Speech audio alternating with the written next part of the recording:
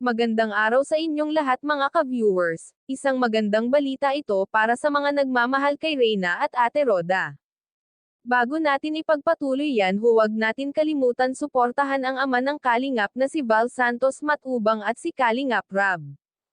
Napagkasunduan na po sa barangay ang protection para kay Ate Roda at Reyna.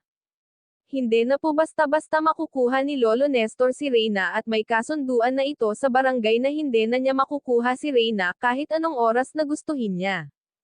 Pwede niya itong dalawin pero hindi na niya itong pwedeng kunin. Pag ito si Lolo Nestor ay magpumilit ito ay maaari ng ikulong ora mismo.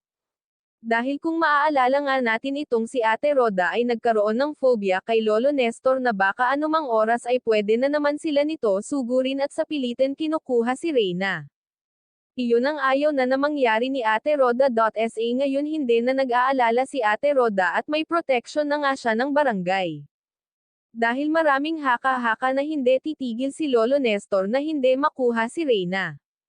At kung napanood man ni Lolo Nestor ang live ni Kuya Val, sana huwag ka na mag-isip ng masama, dahil ang hangad nilang lahat ay ang kagalingan ng apo mo at siya ay makapag-aral. Sa ngayon nga ay hatid sundo ito ni Ate Roda sa paaralan. Ito ay may malaki ng improvement na nangyayari. Ang kailangan ni Reyna ngayon tamang kalinga at pakisalamuha sa mga tao. Hanggang dito na lang muna ang update ko mga ka-viewers. Maraming salamat at God bless.